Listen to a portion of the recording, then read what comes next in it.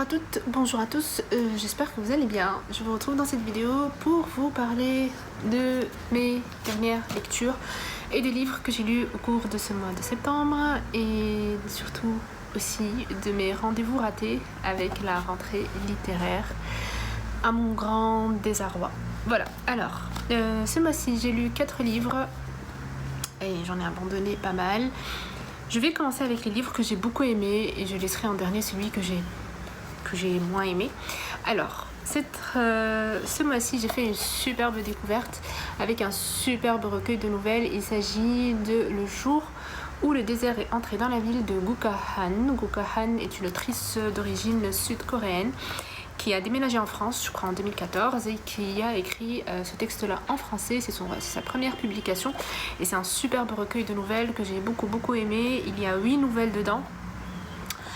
J'ai beaucoup aimé le style d'écriture de l'autrice, j'ai beaucoup aimé l'atmosphère, j'ai tout aimé en fait. J'ai adoré ces textes et ce livre-là m'a été recommandé par la librairie Les Insolites de Tanger, que je vous invite à suivre sur Instagram. Cette vidéo n'est pas sponsorisée, j'ai payé pour mes livres, mais voilà, je vous le dis parce que on trouve pas mal de recommandations chez eux que je ne vois pas ailleurs, donc voilà, superbe lecture.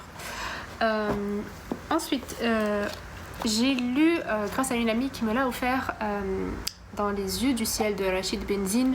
Là par contre, le livre a été au rendez-vous pour cette rentrée. J'ai adoré cette lecture, je ne connaissais pas du tout cet auteur. J'avais croisé un de ses tweets il y a longtemps, enfin il y a un moment, sur Twitter, par rapport à des sujets politiques au Maroc, mais je ne le connaissais pas plus que ça et je ne le connaissais pas en tant qu'auteur. Dans les yeux du ciel raconte l'histoire du printemps arabe en fait, qui se passe dans un pays qui n'est pas nommé, donc on ne sait pas où est-ce qu'on est. Il l'a fait on purpose, donc il l'a fait exprès, et on va suivre ce printemps arabe et ce soulèvement politique, cette révolution, etc., mais à travers les yeux d'une femme qui est prostituée. Et il y a pas mal de diversité dedans. Donc il y a la femme prostituée, il y a un homme homosexuel, il y a une très belle amitié entre eux, j'ai beaucoup aimé ça.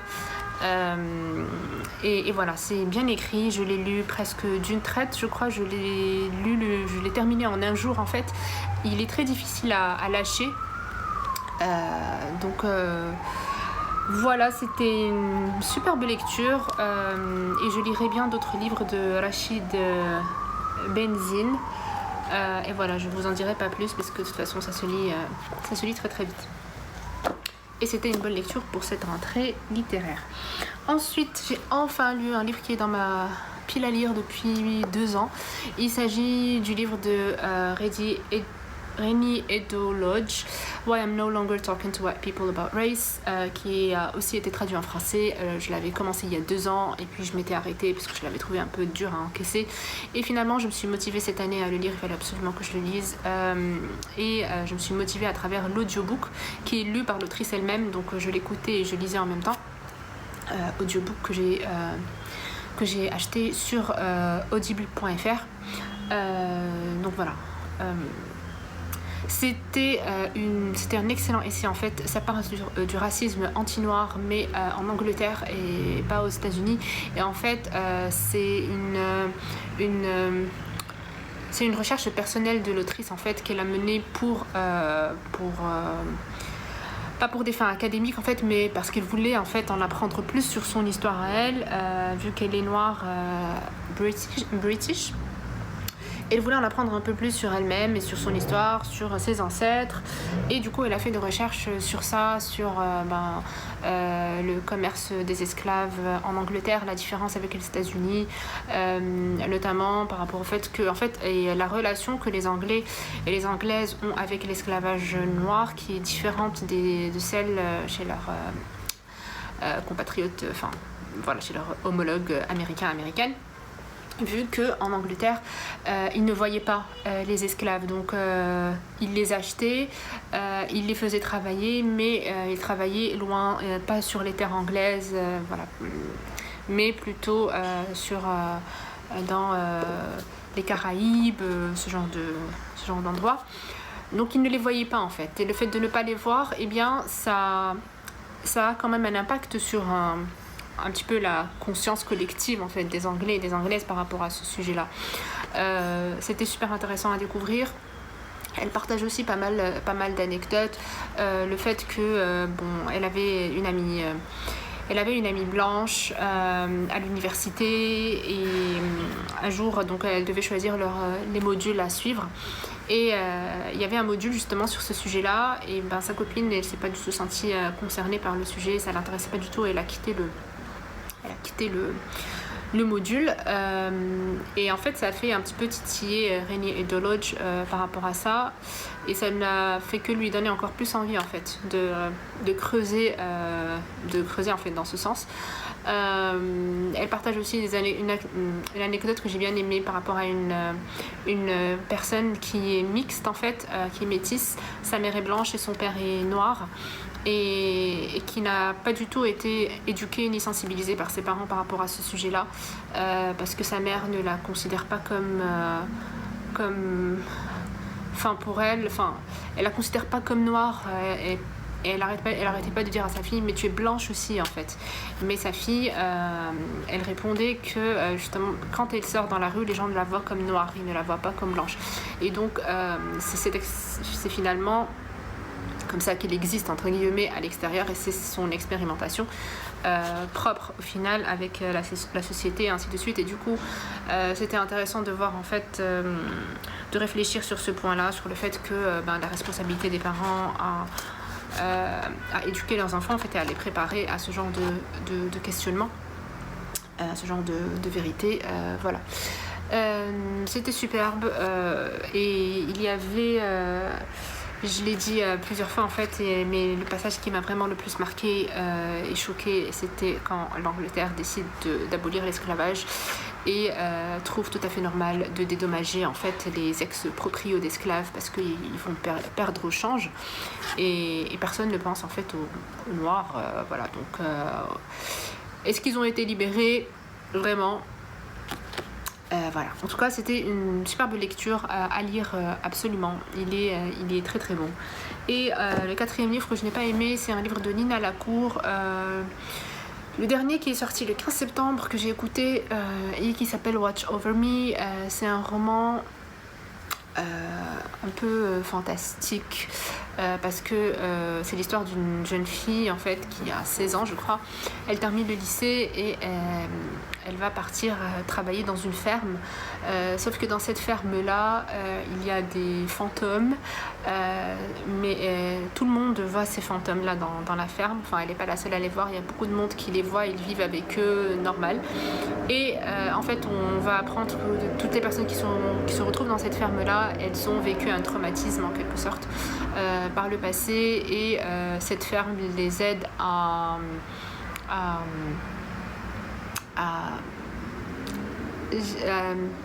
guérir.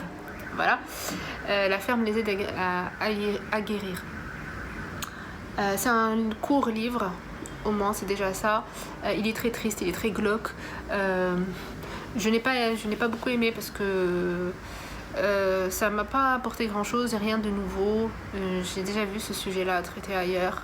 Je pense notamment à Eleanor Fund is Completely Fine où là-bas il est traité beaucoup mieux, ce genre de choses.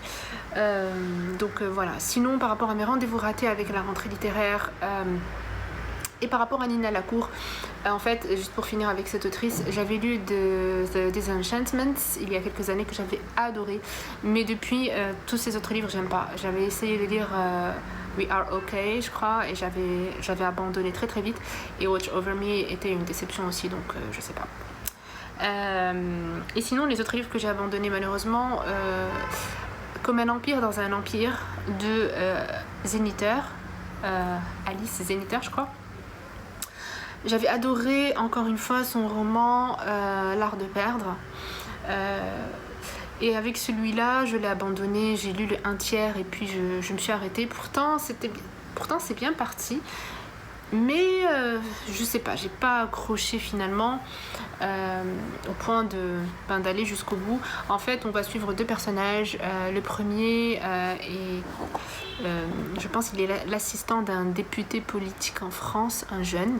Et la deuxième personne, c'est une jeune femme et qui est une hacker d'internet.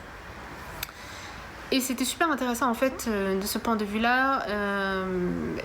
L'assistant du député, il a d'autres rêves, il a envie d'être écrivain, etc. Il a fait, je pense, les classes prépa, enfin c'est un profil brillant et tout, et qui va être un petit peu critique par rapport à son métier, par rapport à ce que fait le député, tout ce qui se passe dans la société française sur ce plan-là.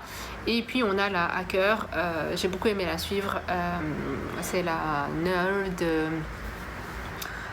qui est très très très introvertie, qu'on appelle par un pseudo elle. Et du coup les chemins des deux vont se croiser. Et c'est à ce moment-là en fait que moi je me suis arrêtée. C'est toujours bien écrit. Il y a toujours énormément on sent que l'autrice a énormément d'idées sur beaucoup de choses, elle a beaucoup de choses à dire. Et parfois j'avais l'impression en fait qu'elle limite elle en disait trop, elle avait trop de choses à dire et elle essayait de tout dire en fait. Et ça a un peu joué en défaveur en fait de l'histoire, du rythme, voilà. Donc voilà, finalement il n'y avait pas vraiment une intrigue qui a fait que je continue ma lecture jusqu'au bout. Et j'ai vu quelques avis sur Goodreads qui étaient déçus aussi, donc je suis pas la seule. Et c'est dommage parce que c'est une excellente autrice, n'empêche, elle reste une excellente autrice à mon sens. J'avais essayé de lire Le Notombe, le dernier. On sait toutes que Le Notombe est tout petit.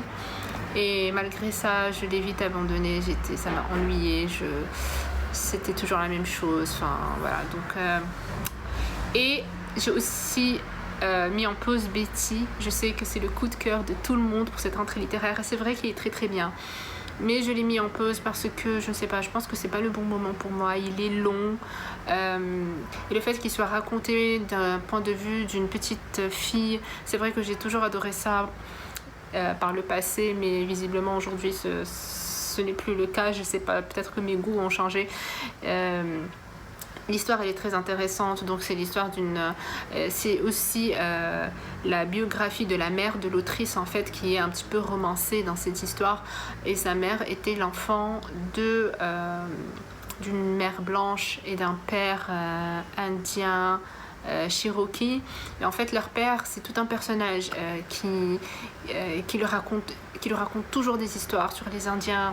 Il a un lien très fort avec la nature, il a une imagination de ouf, et il a développé cette imagination chez cet enfant justement. C'est adorable, c'est très très beau, c'est très poétique, et en fait c'est l'enfant qui va raconter son histoire en fait, tout simplement. Enfin, d'après ce que j'ai lu, le peu que j'ai lu, c'était ça. Mais malheureusement, voilà, je lisais un petit peu, je le lâchais, je lisais un petit peu, je le lâchais, ça n'avançait pas suffisamment vite pour que ça me motive à continuer, donc j'avais l'impression de ne pas avancer du tout. Et voilà, donc finalement je l'ai mis en pause, j'espère le relire un autre jour. Donc voilà, c'est tout pour moi pour ce mois de septembre. J'espère que le mois d'octobre sera aussi riche en lecture et que je pourrai lire encore plus. Mais d'après Goodreads, je vais lire plus que l'année dernière et pour ça je suis contente. Voilà, donc c'est tout pour cette vidéo. Je vous souhaite de passer un superbe week-end, faites de très bonnes lectures et à bientôt. Et merci aux personnes qui sont toujours là et qui continuent de suivre cette chaîne. C'est vrai que je ne le dis presque jamais, mais voilà. Merci et à bientôt. Salut.